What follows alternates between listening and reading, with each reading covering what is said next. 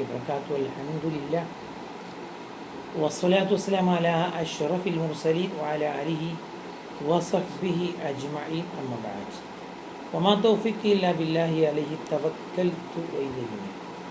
اللهم رب اشرح لي صدري ويسر لي أمري واحلل عقدة من لساني يفقهوا قولي. الصلاة والسلام عليك يا سيدي يا رسول الله خذ بيدي كلت ഹീലത്തി യദ്രിക്നി യാ റസൂലല്ലാഹി യാ ഹബീബല്ലാഹ്. ബഹുമാനമുള്ള സുഹൃത്തുക്കളെ, പ്രിയപ്പെട്ട പ്രേക്ഷകരെ, സഹോദരങ്ങളെ, അള്ളാഹു നമ്മളെ അനുഗ്രഹിക്കട്ടെ. ഒരു സന്തുഷ്ട കുടുംബത്തിൻ്റെ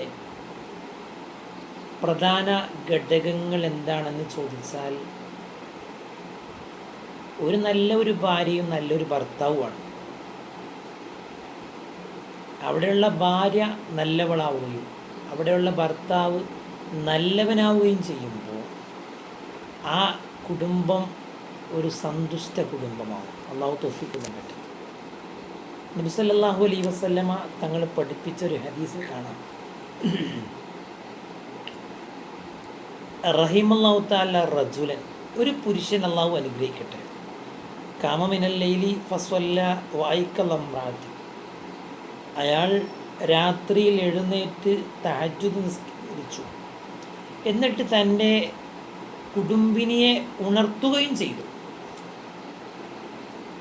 വൈൻ അബത്ത്, അവൾ മടി കാണിച്ചപ്പോൾ നളഹ ബിൽമായി വജ്ഹഹ, അവളുടെ മുഖത്തേക്ക് വെള്ളം ഇങ്ങനെ കൊടയുകയും ചെയ്തു.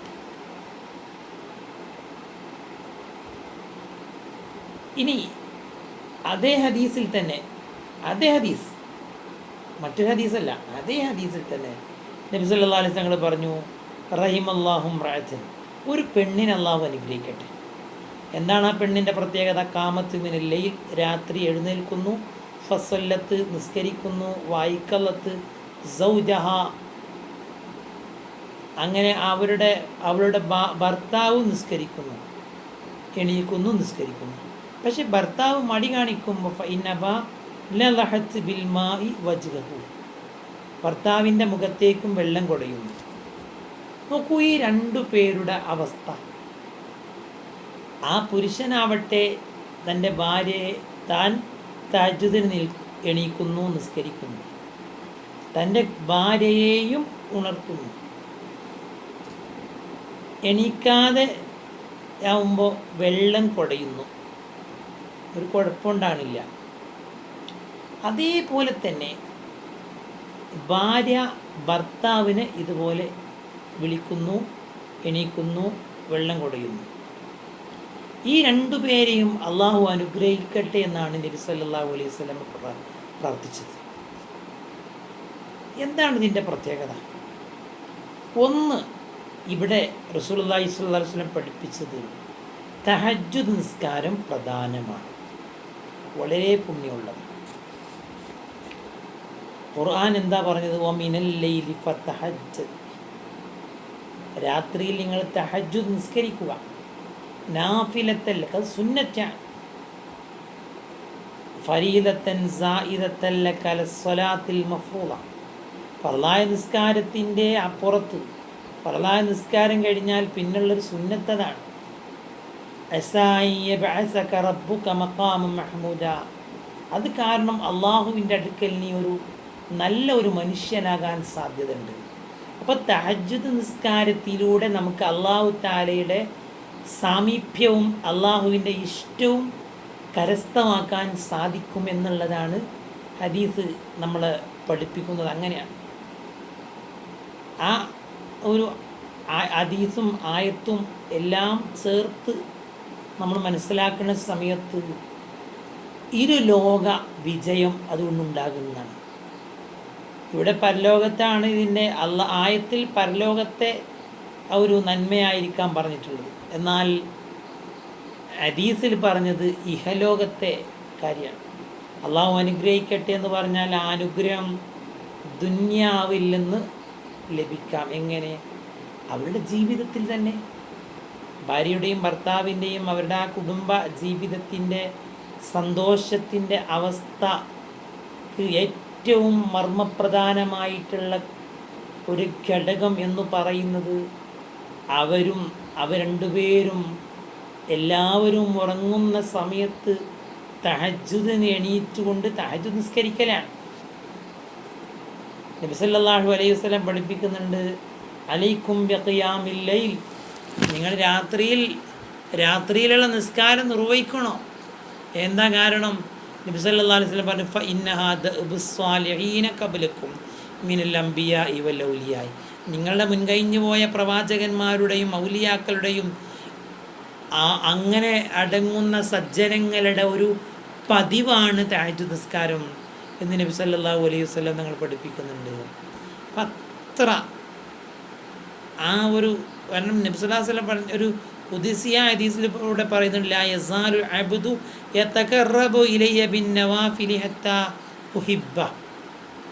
ഫർദ് നിസ്കാരം കഴിഞ്ഞിട്ട് ഫർദ് നിസ്കാരമൊക്കെ കൃത്യമായി നിർവഹിച്ച് കൊണ്ടിരിക്കുമ്പോൾ സുന്നത്തിലൂടെ എൻ്റെ അടിമ എൻ്റെ ഒരു ഇഷ്ടം നേടിയെടുക്കുന്നു എന്ന് അല്ലാഹു തആല പറയുന്നുണ്ട്. മാത്രമല്ല, ഇവിടെ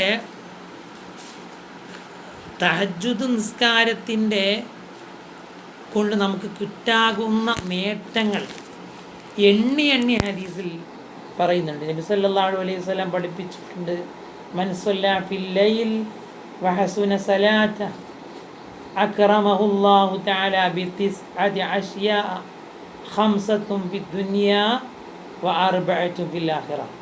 5 അനുഗ്രഹം ദുനിയാവുന്ന് തന്നെ ലഭിക്കും, 4 അനുഗ്രഹം ആഖിറത്തും ലഭിക്കും. അങ്ങനെ 9 ബഹുമാനം കൊണ്ടൊരു മനുഷ്യനെ അല്ലാഹു തആല അവനെ ശ്രേഷ്ഠനാക്കും.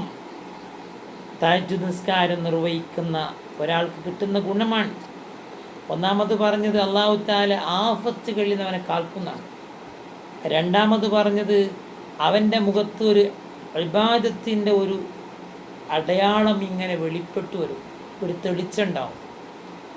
മൂന്നാമത് പറഞ്ഞത് സജ്ജനങ്ങളായ ആളുകൾ ഉൾക്കൊള്ളുന്ന ജനസമൂഹത്തിൻ്റെ ഹൃദയങ്ങളിൽ ഈ മനുഷ്യനൊരു പ്രത്യേക സ്ഥാനം ഉണ്ടാവും. അതല്ല, മനുഷ്യൻ്റെ നാവിലൂടെ, നാലാമത്തെ ഒരു കാര്യം പറയുന്ന മനുഷ്യൻ്റെ നാവിലൂടെ ഇങ്ങനെ അദൃശ്യമായ കാര്യങ്ങൾ, വിജ്ഞാനത്തിൻ്റെ മൊഴിമുത്തുകൾ ഇങ്ങനെ വന്നുകൊണ്ടിരിക്കും. ആ മനുഷ്യൻ എന്തെങ്കിലും രോഗം സുഖമാകണമെന്ന് പറയുമ്പോൾ രോഗം സുഖാവും. അങ്ങനെയുള്ള അത്ഭുതങ്ങൾ വലിയൊരു പണ്ഡിതനെ ആക്കും ഈ മനുഷ്യനെ. അതുപോലെ നാലാമത്തത് പറയുന്നത് നാല് കാര്യം പരലോകത്തു നിന്ന് കിട്ടുന്നതാണ്. ഖബറിൽ നിന്ന് ആ മനുഷ്യൻ എഴുന്നേറ്റ് വരുമ്പോൾ അവൻ്റെ മുഖമെല്ലാം വെളുത്തിരിക്കും, അവൻ്റെ ഹിസാബ് എളുപ്പമാകും, സുറാത്ത് പാലം മിന്നൽ വേഗതയിൽ വിട്ടുകിടക്കും. അതുപോലെ അന്ത്യനാളിൽ അവൻ്റെ കിതാബ് വലത്തെ കയ്യിൽ കൊടുക്കുന്നതാണ്. ഇങ്ങനെ ഒരുപാട് പ്രത്യേകതകൾ നബി സല്ലല്ലാഹു അലൈഹി വസല്ലമ തങ്ങൾ നമ്മളെ പഠിപ്പിക്കുന്നുണ്ട്. തഹജ്ജുദ് നിസ്കാരത്തിൻ്റെ ആ ഒരു നേട്ടം, അത് ഒരു കുടുംബത്തിലെ ഭാര്യയും ഭർത്താവും നിർവഹിക്കുന്ന പക്ഷം അവരനുഗ്രഹിക്കപ്പെടുകയും ആ കുടുംബം തന്നെ സന്തോഷമുള്ള ഒരവസ്ഥയിലേക്ക് മാറുകയും ചെയ്തുകൊണ്ട് ഐശ്വര്യമുള്ള ഒരു വീടും നല്ല ഒരു ദാമ്പത്യ ജീവിതവും അവർക്ക് ലഭ്യമാകുമെന്നുള്ളതാണ് ഈ ഹദീസുകളിൽ നിന്നൊക്കെ നമുക്ക് നമ്മൾ മനസ്സിലാക്കേണ്ട വിഷയം. അല്ലാഹു നമ്മളെല്ലാവരെയും അനുഗ്രഹിക്കട്ടെ. ഇങ്ങനെയുള്ള സുന്നത്തുകളൊക്കെ പതിവാക്കി ജീവിക്കാൻ റബ്ബ് നമ്മെ എല്ലാവരെയും അനുഗ്രഹിക്കട്ടെ. എല്ലാവരും ദുആ ചെയ്യണം. സ്വല്ലല്ലാഹു അലാ മുഹമ്മദ്, അല്ലാഹുമ്മ സ്വല്ലി അലാ മുഹമ്മദ് യാ റബ്ബി സ്വല്ലി അലൈഹി വസല്ലം. ഓരോ ദിവസവും അല്ലെങ്കിൽ ആഴ്ചയിൽ ഏതാനും ദിവസങ്ങളും ഇങ്ങനെയൊക്കെ വീഡിയോ അപ്ലോഡ് ചെയ്യാറുണ്ട്. നല്ല നല്ല കാര്യങ്ങളാണ് ഇതിലുള്ള നമ്മൾ ഷെയർ ചെയ്യാൻ ഉദ്ദേശിക്കുന്നത്. അതുകൊണ്ട് നിങ്ങളൊക്കെ ഇതിനെ പിന്തുണക്കണം, ഷെയർ ചെയ്യണം, നിങ്ങളെ കൂടെ ഉണ്ടാവണം, നിങ്ങളെ പ്രാർത്ഥന, നിങ്ങളുടെ മനസ്സ് എല്ലാം കൂടെ ഉണ്ടാവണം. എല്ലാവരോടും ദുആ കൊണ്ട് വസിയത്ത് ചെയ്യുന്നു. അസ്സലാമു അലൈക്കും വറഹ്മത്തുള്ളാഹി വബറകാതുഹു.